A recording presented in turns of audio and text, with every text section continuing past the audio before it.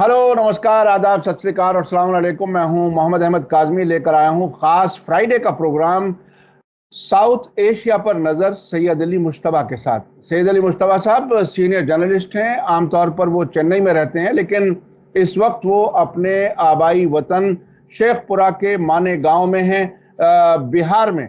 और वो वहां से भी अपना वक्त निकाल करके हमें देते हैं हमारे दर्शकों के लिए। ये हम उसके लिए बहुत ही शुक्रगुजार हैं। आज बहुत बड़ी खबर यह है कि पाकिस्तान में नेशनल असेंबली डिसॉल्व हो चुकी है और वहां अब care taker prime minister, care taker cabinet अपनी हुकूमत चलाएगी, जिसका 3 दिन के अंदर ऐलान होना है। वहां बहुत ही अहम बात यह है कि वहां इलेक्शन केयर टेकर गवर्नमेंट के तहत होता है। ये मैं समझता हूं कि बहुत से मुल्कों को ये बात सीखनी चाहिए अच्छी डेमोक्रेसी के लिए।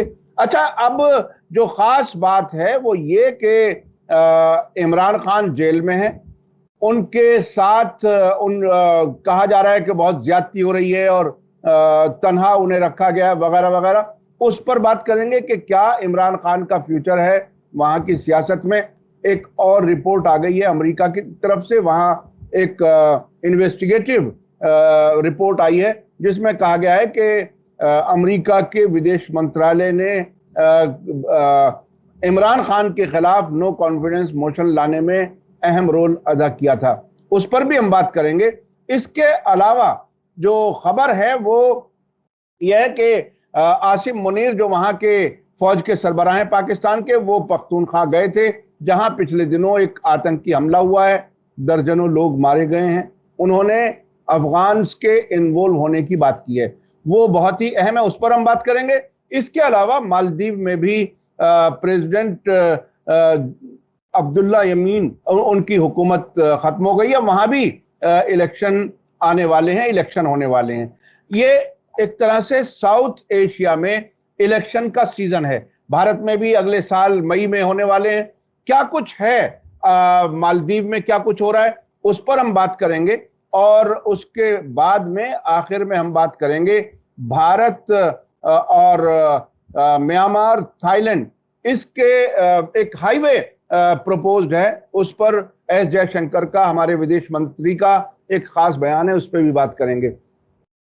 सैयद अली मुश्तबा साहब, वेलकम है आपका। मीडिया स्टार वर्ल्ड को आप वक्त दे देते हैं, उसके लिए बहुत बहुत शुक्रिया। आप ये बताइए कि ये पाकिस्तान में हलचल क्या है। एक तरफ इलेक्शन की तैयारी, caretaker government, Imran Khan jail में, आप कैसे देख रहे हैं इसको? जी बहुत शुक्रिया काज़मी साहब। पहले हमारे सामीन को मेरा आदाब, सत श्री अकाल और अस्सलाम वालेकुम। आज हम लोग रुख करते हैं इस्लामाबाद का, पाकिस्तान का। कल रात 12 बजे जो है वो जो केयर टेकर, वो जो गवर्नमेंट थी पीडीएम की सरकार शहबाज शरीफ की, उसने रिजाइन दे दिया है, उसने स्टेप डाउन करके दिया है। और उसके बाद अब जो है वो केयर टेकर गवर्नमेंट जो है वो आरिफ अलवी जो प्रेसिडेंट है उनके पास बहुत सारे सुझाव आए हैं कि ये लोग जो है केयर टेकर गवर्नमेंट को चला सकते हैं। तो ये 3 दिन के अंदर जो है, अगले 3 दिन के अंदर एक प्राइम मिनिस्टर अनाउंस हो जाएगा जो कि केयर टेकर होगा, और एक कैबिनेट जो है वो अनाउंस हो जाएगी जो कि आगे पाकिस्तान को ले जाए। तो ये तो बात तय है कि अब इलेक्शन जो है वो बिल्कुल मतलब 3 महीने के अंदर होना चाहिए। लेकिन अब इसमें एक और पेच आ गई है, वो ये है कि ये इलेक्शन हो सकता है कि कुछ और महीने टल जाए, इसलिए कि पाकिस्तान में अभी अभी इसी इलेक्शन के हवाले से एक डिजिटल सेंसस हुआ है जो कि पहली बार पाकिस्तान में हुआ है, और मेरे ख्याल में साउथ एशिया का में पहली बार हुआ है कि इससे जनगणना हुई है वहां पे, जिसकी पूरी रिपोर्ट अभी तक तय नहीं हुई है। और उस जनगणना में जो है वो डिलिमिटेशन ऑफ कॉन्स्टिट्यूएंसी होगी। और हम लोगों ने प्रोग्राम में भी डिस्कस किया था कि इसमें कुछ खामियां भी हैं, जैसे कि कराची का पॉपुलेशन डिक्रीज कर गया है जबकि उसको बहुत ज्यादा इंक्रीज करना चाहिए था पिछली सेंसस के वजह से। तो ये सब जो है वो डिजिटल की वजह से हुआ है। तो जब तक ये डिजिटल सेंसस बिल्कुल कंप्लीट नहीं हो जाती है, बिल्कुल कॉन्स्टिट्यूएंसी पक्की नहीं हो जाती है, तब तक इलेक्शन जो है वो डिले हो जाएगा। अब ये केयर टेकर गवर्नमेंट तो आ जाएगी, इसकी कोई मतलब कोई और चीज है नहीं, और अलवी साहब जो चलाएंगे। अब जो खास यहाँ पे जो बात है वो ये कि आरिफ अलवी जो है वो पीटीआई के हैं, उनका nomination president of India, president of Pakistan के टाइम जो हुआ था वो इमरान खान के टाइम में हुआ था।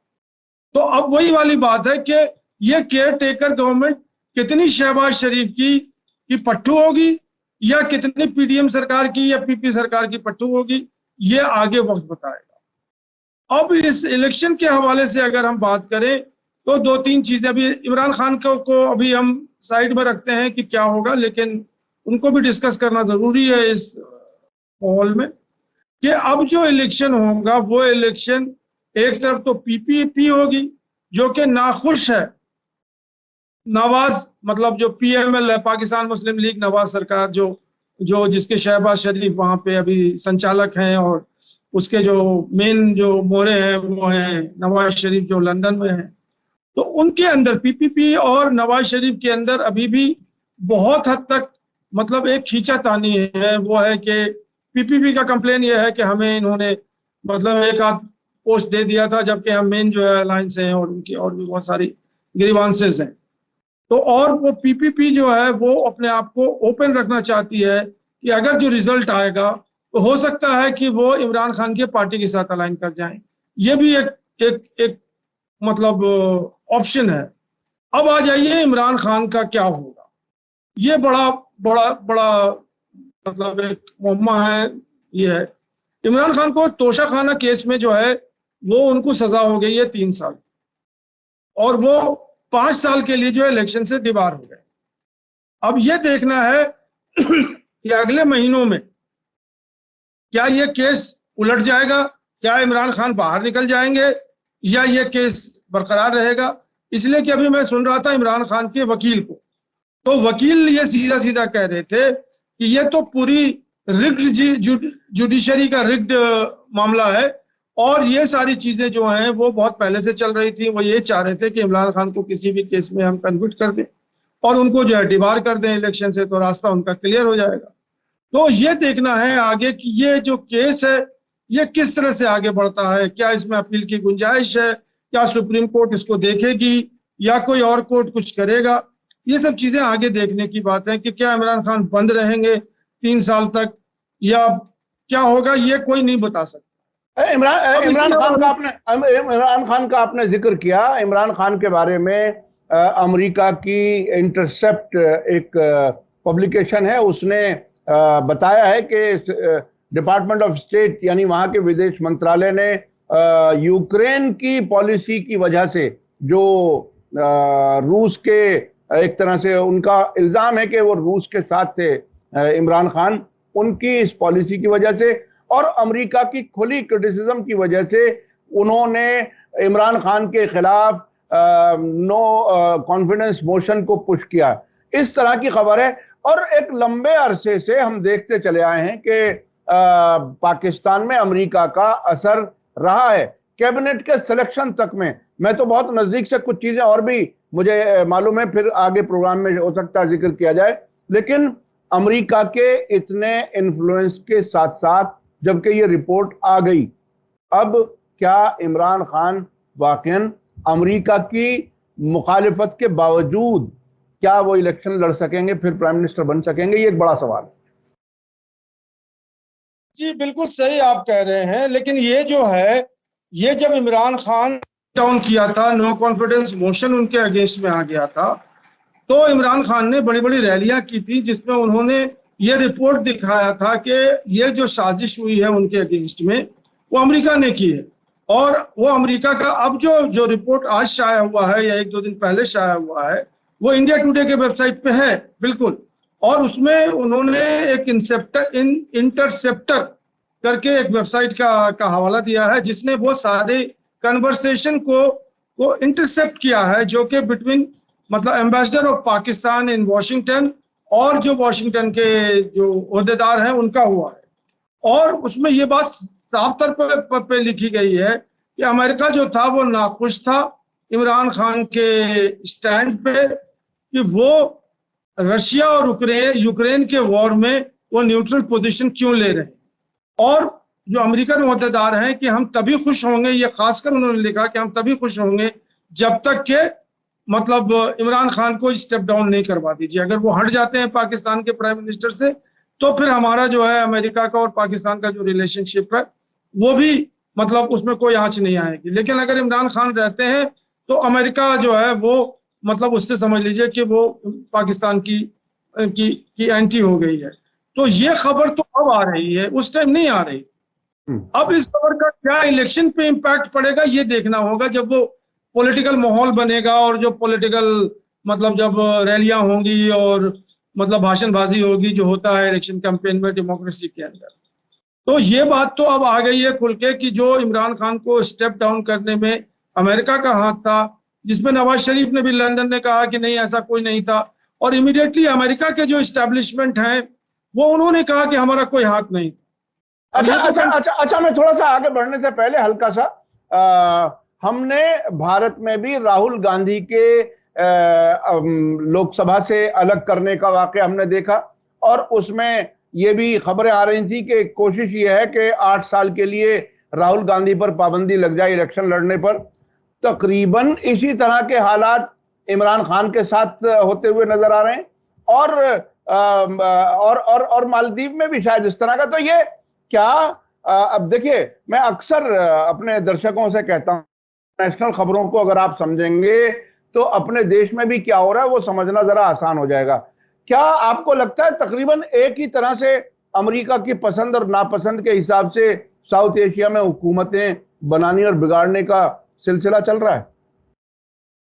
जी देखिए, अमेरिका का इन्वॉल्वमेंट तो सारे मुल्कों के साथ है, हिंदुस्तान के साथ है। अब उन्होंने पैसिफिक में संधि कर दी है, तो अब इंडिया जो है वो अमेरिका के साथ ही साथ चलेगा, और अमेरिका के मतलब जो लाइन उनकी जो फॉरेन पॉलिसी है और उनकी जो डिफेंस पॉलिसी उन्हीं के साथ चलेगा। अब आ जाइए पाकिस्तान में, हम लोग अभी पाकिस्तान की चर्चा कर रहे हैं और इमरान खान की चर्चा कर रहे हैं, तो उसमें भी हम थोड़ा सा और आगे बता दें कि अब अमेरिका इमरान खान का क्या फ्यूचर होगा। एक फ्यूचर तो ये है कि जो मुझे समझ में आ रहा है कि अभी कुछ दिन और हैं इलेक्शन के, ऐसा नहीं कि कल इलेक्शन हो रहा है, अभी इलेक्शन में कुछ दिन और है। इस बीच में क्या गतिविधि होगी, क्या कोर्ट जजमेंट पारित करेगा, इमरान खान को बरी कर देगा जैसे इंडिया में राहुल गांधी को कर दिया उसने, तो वो फिर पिक्चर बदल जाएगी। आज के डेट में मुझे जो पिक्चर लग रही है कि अगर इमरान खान बंद भी रहते हैं जेल के अंदर, और उसके बाद 5 साल के लिए अगर वो डिस्क्वालीफाई भी रहते हैं मतलब एक तरह से, तो मुझे ये समझ में आता है, जो मुझे मतलब काफी पढ़ने के बाद और अध्ययन करने के बाद समझ में आ रहा है कि अब पीटीआई को वो महमूद शाह कुरैशी लीड करेंगे, वो चेहरा बन के आएंगे। जी, शाह महमूद कुरैशी, शाह महमूद कुरैशी वो पीटीआई के फेस होंगे, और उनके अंडर जो है वो पीटीआई लड़ेगी, और उनके संबंध जो है अमेरिका से बहुत अच्छे हैं, वो आपको भी मालूम है, और उनके संबंध आसिफ मुनीर से भी बहुत अच्छे हैं। तो अब ये देखना है कि जब वो इलेक्शन का नामांकन होगा, जब वो नॉमिनेशन फाइल होगा, तो क्या महमूद शाह कुरैशी पीटीआई को लीड करेंगे, क्योंकि उनके संबंध इमरान खान से भी बहुत अच्छे हैं। तो हो सकता है कि वो सामने बन के आए और इमरान खान के हवाले से और इमरान खान के मतलब उस पे मतलब कॉन्फिडेंस पे वो इलेक्शन लड़े। और हो सकता है कि पीटीआई जो है, जो हालात हैं अभी पाकिस्तान के, तो अभी ओवरवेलमिंग सपोर्ट जो है वो पाकिस्तान में पीटीआई को ही है, ना कि पीपीपी को है, ना कि नवाज शरीफ को है। तो हो सकता है कि पीटीआई जो है in absence of Imran Khan वो पूरे मुल्क में जीत जाए, और जब जीत जाएगी ओहदे में आ जाएगी तो फिर यानी बहुत ही दिलचस्प सिनेरियो होगा ये। देखिए, पॉपुलैरिटी पीटीआई, जो पाकिस्तान तहरीक इंसाफ की पॉपुलैरिटी इमरान खान की वजह से, और इमरान खान की पॉपुलैरिटी की वजह से वो अगर रिप्लेस करते हैं शाह महमूद कुरैशी, तो शाह महमूद कुरैशी पहले से ही अमेरिका के ब्लू आइड बॉय हैं। मैं इत्तेफाक से 98 में जब अमेरिका में गया था एक प्रोग्राम में, पाकिस्तान से ये भी उसमें शामिल थे, और मैं इनके प्रो अमेरिका होने का मैंने कई तरीके से चेक किया, एक पत्रकार जैसे करता है, और वो उसके बाद में वर्ल्ड बैंक में उनका जाना खामोशी से, या बाद में 3 बार उनका फॉरेन मिनिस्टर बनना, तो वो उसके कई सबूत हैं कि वो प्रो अमेरिका हैं। तो यानी पब्लिक की जो पसंद इमरान खान है, उसकी वो उस पब्लिक के, और वो इमरान खान की जो पसंद करती है वहां की पब्लिक, वो एंटी अमेरिका होने की वजह से भी करती है।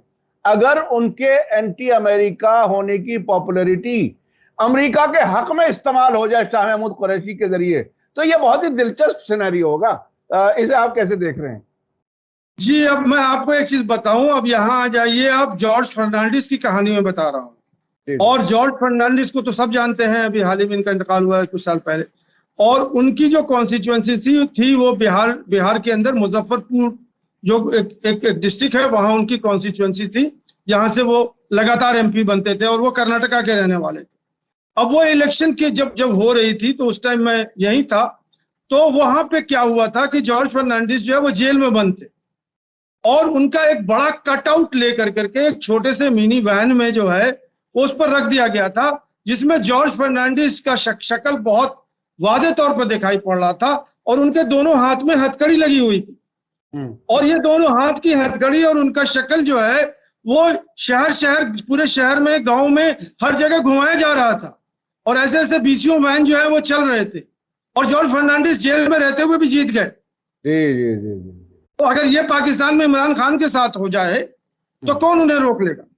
सही सही, तो मैं ये कह रहा था कि, और ये जो केस है, मैं आपको जो हमारे सामीन हैं उनको बताना चाह रहा हूँ, ये तोशाखाना केस जिसमें उनका कन्विक्शन हुआ है 3 साल के लिए, उसमें एक चीज और है कि ये के इसमें मैक्सिमम पनिशमेंट 3 इयर्स है, और मिनिमम फाइन जो है वो 10,000 रुपए है।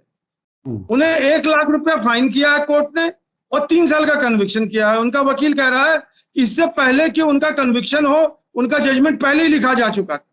जी जी, बिल्कुल ऐसे ही, बिल्कुल ऐसे ही जैसे गुजरात में राहुल गांधी के खिलाफ मैक्सिमम पनिशमेंट 2 साल था, बिल्कुल उसी तरह से। देखिए, बहुत ही इंटरेस्टिंग वाकयात हो रहे हैं। अगर मुल्कों के वो देखें तो तकरीबन एक ही तरीका अपनाया जा रहा है। जी, आप अपनी बात आगे बढ़ाएं।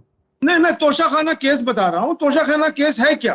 तोशाखाना केस ये है कि प्रधानमंत्री, जब इमरान खान प्रधानमंत्री थे, तो वो मुल्कों के दौरा कर रहे थे जो as a prime minister of Pakistan. वहां उन्हें गिफ्ट मिलती थी, जो एक प्राइम मिनिस्टर को दी जाती है। वो गिफ्ट में ऐसा नहीं है कि कोई हवाई जहाज या बोइंग गिफ्ट कर रहा है, अरे एक कलम दे दिया, एक कफलिंग दे दिया, एक टाई दे दिया। वो इस तरह के जो पर्सनल जरूरत के चीज होते हैं, एक दूसरे को जो है देना चाहते हैं, वो उसी तरह की चीजें उन्हें मिली थी। अब पाकिस्तान के अंदर एक रूल है कि जो भी प्राइम मिनिस्टर होता है जिन्हें ये गिफ्ट मिलती है, वो उसकी पर्सनल प्रॉपर्टी नहीं होती है। वो तोशाखाना एक डिपार्टमेंट है, जहां वो जाकर के, एक संग्रहालय है जहां जाके वो रखा जाता है, और वो स्टेट की प्रॉपर्टी हो जाती है। अब अगर किसी को कोई चीज अच्छी लगती है तो वो बाकायदा उसको एक फॉर्म भरा जाता है, फॉर्म भरने के बाद उसको परचेज कर लिया जाता है। अब इमरान खान ने एक घड़ी या एक कोई और चीज है उसको परचेज कर लिया, मतलब वो अलाउड है आप। अब उसकी एक कीमत लगती है, उस कीमत आप दे दीजिए और वो आप परचेज कर लीजिए। तो इमरान खान ने यही किया। अब उनका कहना है, जो मुखालिफ लोग हैं, कि उन्होंने अंडर वैल्यू परचेज किया। अगर मान लीजिए कि 1 लाख की कोई घड़ी है, तो उन्होंने उसको 10,000 में या 1,000 रुपए में खरीद लिया। यही केस है, इसी के ऊपर उनका कन्विक्शन है। अब बताइए, पाकिस्तान के, अब इमरान खान तो इमरान खान है, उन्हें 1 लाख की घड़ी क्या, जब वो 1 अरब रुपया जो है, शौकत खानम जो हॉस्पिटल है, मेमोरियल हॉस्पिटल, उसकी वैल्यू 1 अरब 50 करोड़ रुपए है। उस शख्स के लिए 1 लाख रुपया क्या चीज है? वो अपने घर से, अपने जेब से नहीं देके ले सकता है वो। बिल्कुल बिल्कुल। उसको अगर वो चीज पसंद आ गई और उसने तोशाखाना के बाकायदा उसने फॉर्म भरा है, बाकायदा उसने परचेज किया है, अब ये कौन तय करेगा कि उस घड़ी की कितनी कीमत है, और इमरान खान ने जो कीमत मतलब अदा की है वो कम है या ज्यादा है? अगर कम है और मांग लीजिए उनसे। आपको 3 साल कन्विक्शन करने की क्या जरूरत है? और उसके बाद 5 साल। मैं अपने दर्शकों को बता दूं कि इमरान खान की वालदा का नाम है ये शौकत खानम, और वो कैंसर की बीमारी में उनका इंतकाल हुआ। इसके बाद इमरान खान ने अपनी मां को डेडिकेट करते हुए कैंसर का एक हॉस्पिटल बनाया जिसमें पाकिस्तानियों का इलाज होता है। उस अस्पताल का नाम है शौकत खानम हॉस्पिटल, और वो इमरान खान ने अपनी फंडिंग के जरिए अस्पताल खड़ा किया है। उसका जिक्र किया आपने। जी, आप अपनी बात आगे करें। नहीं, मैं बस यही बात को खत्म करना चाह रहा हूं कि अभी पाकिस्तान में केयर टेकर गवर्नमेंट आएगी, और केयर टेकर गवर्नमेंट के अंडर इलेक्शन होंगे। अभी नॉमिनेशन दूर है, और इस बीच में क्या होगा इमरान खान का? क्या वो छूट जाएंगे जेल से, फिर वापस आ जाएंगे? उनके क्या जो 5 साल की, जब वो केस से छूट जाएंगे तो 5 साल के लिए क्या जो जो उनके ऊपर पाबंदी आ गई है वो भी खत्म हो जाएगी। तो अभी बस देखते रहिए और बने रहिए। अच्छा, इस इलेक्शन के सिनेरियो के साथ साथ वहां जो अभी पिछले दिनों एक पॉलिटिकल रैली में आतंकवादी धमाका हुआ पख्तूनख्वा में, उसके सिलसिले में जो नया डेवलपमेंट है कि वो अफगान्स पर उन्होंने, पाकिस्तान ने इल्जाम लगाया है, नाम नहीं लिया, लेकिन वो क्या कुछ है वो जरा वो भी बता दीजिए, ताकि ये पता चले कि पाकिस्तान में इलेक्शंस को या तो डीरेल कराने के लिए या कोई रास्ता एक तरफ रुख देने के लिए क्या ये आतंकवाद भी इस्तेमाल किया जा रहा है, ये एक बड़ा सवाल है। नहीं, ये चीज जो है, जो मैं देख रहा हूं एज एन एनालिस्ट, ये खैबर पख्तूनख्वा का प्रॉब्लम है, ये अफगानिस्तान और पाकिस्तान के बॉर्डर का प्रॉब्लम है, ये अफगानों का प्रॉब्लम है। और वहां पे जो है खैबर पख्तूनख्वा जो प्रोविंस है वो हमेशा वोलेटाइल रहता है, हमेशा जो है वो एंटी पाकिस्तान रहता है, और वहां पे तरह तरह के आतंकवादी संगठन जो है सक्रिय हैं। और वो लोग को जो है, वो जो तालिबान की गवर्नमेंट है काबुल में, उनसे उनको संरक्षण मिलता है, उनसे हथियार मिलती है, उनसे उनको पैसा मिलता है, और तरह तरह के जो संगठन हैं वो एंटी पाकिस्तान एक्टिविटी कर रहे हैं। और इसके लिए जो आसिम मुनीर साहब हैं, जब ये धमाका हुआ था पॉलिटिकल रैली में, तो वो खुद गए थे वहां पे, उसके बाद हालात के जायजा लिया, और वहां से उन्होंने स्टेटमेंट दिया कि पाकिस्तानी इस्टेब्लिशमेंट, पाकिस्तानी आर्मी जो है वो टेररिस्ट के आगे झुकेगी नहीं, और टेररिस्ट को जो है मतलब जीरो टॉलरेंस है टेररिस्ट के अगेंस्ट में, और हम किसी भी टेररिस्ट को इन पाकिस्तानी स्टेट के खिलाफ पनपने नहीं देंगे, बल्कि उनको जड़ से खत्म कर देंगे।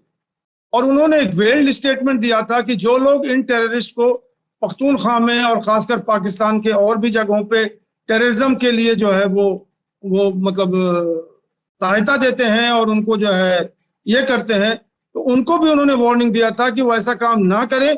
ये चीजें जो है वो खित्ते के लिए जो है वो ठीक नहीं है, और फिर उसका जो जवाब होगा वो भी पाकिस्तानी स्टेट कैपेबल है कि उसको भी दे सकती है। तो ये जो चीज थी वो तहरीके तालिबान, जो टीटीपी है पाकिस्तान, वो एक संगठन है जो कि एंटी पाकिस्तान एक्टिविटी करती है, और उसकी एक्टिविटी जो है ज्यादातर वो पख्तूनख्वा में होती है और बलूचिस्तान में भी होती है, और उनका अपना मंशा है, वो पाकिस्तान की गवर्नमेंट को नहीं मानती है, और वो चाहती है कि हम आईएस वाली तरह की कोई हुकूमत हम कायम करें, और वो पूरी उनकी उनके अफगानिस्तान के तालिबान से भी ताल्लुक है, क्योंकि उनका भी तालिबान नाम है। जी बिल्कुल बिल्कुल बिल्कुल, तो यही खबर है। जी जी जी जी। अच्छा, अब मैं चलता हूँ मालदीव की तरफ। मालदीव में क्या कुछ हलचल है? वहां भी सरकार बदलने की तैयारी है, वहां क्या है? जी, वहां सरकार बदलने की तैयारी नहीं है, वहां पे एक ड्यू इलेक्शन है प्रेसिडेंट की, वो 10 सितंबर को है, अब तो महीने भर की देर है। वहां पे जो खास खबर वो ये है कि वहां पे अब्दुल्ला यमीन जो है वो People's Party of Maldives, PPM, उसके वो सरबराह है, और वो अब्दुल्ला अमीन जो है वो प्रेसिडेंट भी रह चुके थे, और वो प्रो चाइना है, एंटी इंडिया है, और वो मतलब यह है कि उनका डिस्क्वालिफिकेशन हो गया है, सुप्रीम कोर्ट ने उनको डिस्क्वालीफाई कर दिया इलेक्शन के लड़ने के लिए। तो वो एक बहुत बड़े दावेदार थे अगले इलेक्शन में, तो वो अब हट गए हैं वहां से। अब ये जो खबर है वो यही है कि अब उनकी जो पार्टी है उसमें से उन्होंने एक, और पहले से उन्हें मालूम था कि शायद हमें डिस्क्वालीफाई कर दिया जाएगा, क्योंकि वो 10 साल के लिए कन्विक्टेड हो गए करप्शन चार्जेस, वही सेम चीज है। और उसके बाद अब उनके जगह पे कोई उनके और जो सेकंड इन कमांड है वो शायद इलेक्शन लड़ेंगे, लेकिन उनके बारे में ये कहा जाता है कि वो इतने असर उनका जो है और रसूख उतनी नहीं है। तो अब जो इलेक्शन जो अब मालदीव से होगा अगले 10 को, वो People's Democratic Party of Maldives जो है पीडीपी, उसके अंदर जो अभी वहां के प्रेसिडेंट हैं इब्राहिम सोले, जो मतलब पिछले इलेक्शन में लड़े थे, और इसलिए वो वहां पे आए थे कि मोहम्मद नशीद जो थे वो डिस्क्वालीफाई हो गए थे, और वो मतलब इलेक्शन नहीं लड़ पाए थे, और उनके पीछे कोर्ट केसेस थे और कुछ थे। अब क्या हुआ कि ये मोहम्मद साले जो हैं अभी पीडीपी को उन्होंने पकड़ लिया है, और यही जो है, हालांकि ये दोनों दोस्त थे, बहुत नजदीकी दोस्त थे, और ये मोहम्मद नशीद ने ही साले को जो है कहा कि अब तुम जो है लीड करो इसको, क्योंकि उनकी अपनी वो थी। अब साले में और नशीद में जो है वो ठन गई है, नशीद जो है वो स्पीकर थे पार्लियामेंट के, उन्होंने भी रिजाइन कर दिया है।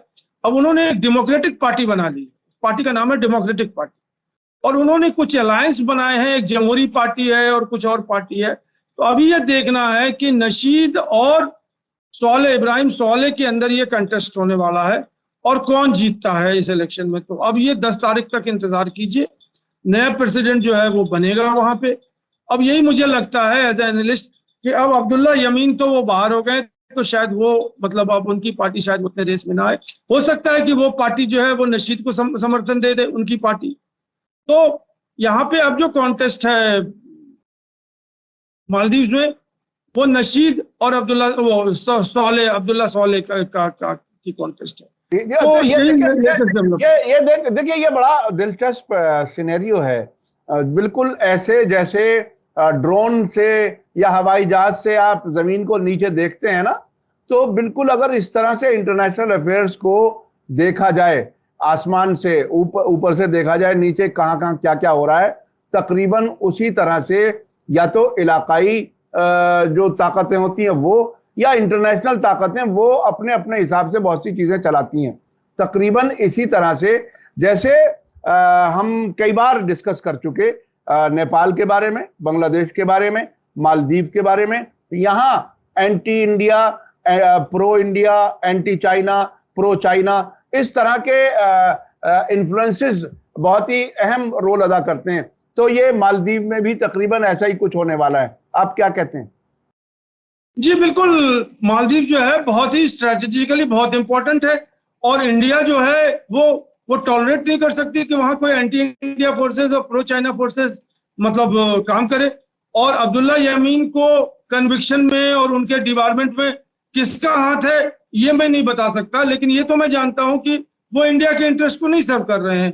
और इंडिया के इंटरेस्ट को नहीं सर्व कर रहे हैं तो इंडिया का कितना इन्फ्लुएंस है वहां की और सारी चीजें पे, जुडिशरी पे और जो एडमिनिस्ट्रेशन पे, इस पे तो मैं इसमें कोई क्यासाई नहीं कर सकता हूं। लेकिन जो हकीकत है, हम तो एक सच्ची पत्रकारिता कर रहे हैं, क्योंकि वो जो चीजें हुई हैं, आपने इमरान खान को भी देख लिया कि किस केस में उनको बंद किया गया है और कैसे उनको डिबार किया गया। तो हो सकता है कि वही चीज यहाँ भी हो। और राहुल गांधी को भी देख लिया, राहुल गांधी का भी क्या हुआ वो भी हमारे सामने तकरीबन मिलता जुलता केस है। अच्छा, अब मैं चलना चाहता हूं जो जयशंकर का बयान है इंडिया म्यांमार थाईलैंड हाईवे के सिलसिले में। आपकी एक इस इलाके के सिलसिले में बहुत ही अहम एक किताब भी रही है, इंडियाज ईस्टवर्ड थ्रस्ट। तो आप इसको बहुत अच्छे से जानते होंगे। इस इलाके के मेरी मालूमात बहुत कम है। आप बताइए कि ये हाईवे की क्या कहानी है, क्या ये हाईवे बनेगा? देखिए, मैं आमतौर पर जनरल एक चीज मैं जानता हूं कि जो बड़ी ताकतें हैं वो आपस में पड़ोसी मुल्कों के ताल्लुकात बेहतर देखना नहीं चाहती। बिल्कुल जैसे इंडिया पाकिस्तान के ताल्लुकात अच्छे होंगे तो इनका कारोबार बढ़ेगा, ये फायदा इनको ना हो जाए। इसी तरह से ईरान और सऊदी अरब को मिसाल के तौर पर कहा जा सकता है, पड़ोसी हैं लेकिन उन्हें दुश्मन बना के रखना है। यहां भी क्या है, ये हाईवे बनने का प्रपोजल है, नहीं बन सकेगा, कहां अटका हुआ है मामला? जी बहुत शुक्रिया, आपने हमारी किताब का जिक्र किया और उस किताब के बारे में तो आपने बता ही दिया। लेकिन मैं आपको बता रहा हूं कि मैं इन सारी चीजों को बहुत पहले से फॉलो कर रहा हूं, और ये कहानी जो है मैं आपको शुरू करूंगा बहुत जल्दी बताने के लिए कि नरसिम्हा राव की जब हुकूमत आई थी 91-92 में, उस वक्त से ये पॉलिसी जो है इंडिया की हो गई थी look east policy. Narasimha Rao ने उसका नाम दिया था लुक ईस्ट पॉलिसी, और मीडिया में बहुत हंगामा हुआ था और बहुत सारी चीजें जो हुई थी वो नरसिम्हा राव को मतलब एंटी डेमोक्रेटिक फोर्सेस और ये वो, उसमें यह था कि इंडिया जो है उससे पहले वो आंग सान सूकी के से और डेमोक्रेसी से जुड़ी हुई थी म्यांमार की पॉलिसी के लिए। नरसिम्हा राव ने उसको एक ट्वीट दे दिया उसी तरह से कि हम जो है अब हम अपना जो है रुख लुक ईस्ट की तरफ करेंगे, और लुक ईस्ट का मतलब है कि म्यांमार की तरफ करेंगे, और म्यांमार के आगे जो है वो थाईलैंड है, और थाईलैंड के आगे वियतनाम है, लॉस है, और उसके बाद जो है कंबोडिया है, उसके बाद आगे जो है मलेशिया है, इंडोनेशिया है, और वहां मलेशिया से लिंक होता है सिंगापुर। तो ये पूरी साउथ ईस्ट एशिया की कहानी है। अब इंडिया जो है वो साउथ ईस्ट एशिया में जाना चाहता है। ये है ट्राइलैटरल हाईवे प्रोजेक्ट। अब जो मनमोहन सरकार आई थी तो उस टाइम से भी ट्राइलैटरल प्रोजेक्ट आ गया था। अब जब ये 2014 में हमारे मोदी साहब आए तो इन्होंने लुक ईस्ट पॉलिसी को एक्ट ईस्ट पॉलिसी बना दिया, इसका नाम चेंज करके एक्ट ईस्ट पॉलिसी रह गया। अब एक्ट ईस्ट पॉलिसी का मतलब है कि इंडिया जो है अब वो साउथ ईस्ट एशिया जाएगी और उसके लिए जो है फिजिकली जाएगी। अब फिजिकली जाने के लिए उन्हें जो रास्ता है वो उन्होंने एक ट्राइलैटरल हाईवे बनाया था, और मुझे याद है कि कलकत्ता से एक कार रैली चली थी जिसमें ये सारे मुल्क जो है अपनी स्पोर्ट्स कार जो है लेके आए थे, और उसी उबड़ खाबड़ रास्ते से होते हुए वो बैंकॉक पहुंच गए थे। बैंकॉक नहीं, कोई और एक जगह है, वहां पे पहुंचे थे थाईलैंड में। तो वो रैली बहुत सक्सेसफुल हुई थी, और ये लोगों को बताने के लिए कि ये जो एक हाईवे है वो बन सकता है, और उस पर संधि भी हो गई थी, थाईलैंड की भी, म्यांमार की भी, इंडिया की भी। अब इस संधि के बाद क्या हुआ है कि ये जो हाईवे जो बन रहा था ये करीब करीब 5-7 साल 10 साल से बन रहा है ये हाईवे। अब उसमें जो है 50% हाईवे जो इंडिया है, और ये मैं बता दूं कि ये हाईवे पहले से ब्रिटिश के टाइम से ही था। ये रोड जो है कोई नया रोड नहीं बन रहा है, फ्रेश रोड नहीं बन रहा है, उसकी सिर्फ मतलब देखभाल हो रही है, और फिर उसकी हाईवे के लेवल पे कंस्ट्रक्शन हो रही है और उसके लेन बनाए जा रहे हैं, ये जा रहा है। तो 50% ब्रिजेस जो है वो कंप्लीट हो गई है। नेक्स्ट जो 50% ब्रिज है वो थाईलैंड और म्यांमार के बीच में है, जिसको बनना है, तब जाकर के वो म्यांमार तक पहुंच जाएगी। इसमें दिक्कत है, इसमें दिक्कत यह है कि ये क्लैश करता है चाइना के BRI प्रोजेक्ट से, belt and road initiative project से। तो चाइना नहीं चाहता है कि इंडिया जो है वो उसकी जो इनिशिएटिव है BRI belt and road project, उसके पैरेलल में कोई और रोड खड़ा करे। तो वो इंडिया को नहीं चाहता कि वो साउथ ईस्ट एशिया में जाए और थाईलैंड में नहीं जाए। उसके लिए वो म्यांमार पे अपनी लगाम लगा दिया उसने कि अब आगे कोई कंस्ट्रक्शन नहीं होगा। तो इसीलिए हमारे जयशंकर साहब ने जो बयान दिया है वो यही किया है कि इसका क्या फ्यूचर होगा उन्हें खुद नहीं मालूम, क्योंकि उसके लिए थाईलैंड को तो हामी भरनी पड़ेगी, जो उसने हामी भर दी है, लेकिन म्यांमार को हामी भरनी पड़ेगी। अब इंडिया म्यांमार का जो रिलेशनशिप है वो भी एक बहुत ही मतलब कॉम्प्लेक्स दायरे में फंसा हुआ है। एक तरफ तो म्यांमार की जनता को इंडिया आर्म्स सप्लाई कर रही है, और वो आर्म्स सप्लाई कर रही है वहां के जो इंसर्जेंट हैं, वहां के जो बागी हैं और वहां के जो डेमोक्रेटिक फोर्सेज हैं उनके अगेंस्ट में यूज करने के लिए। दूसरी तरफ इंडिया अमेरिका की संधि है कि अमेरिका जो है वो इंडिया को मतलब अपने लाइन पे लाना चाहता है।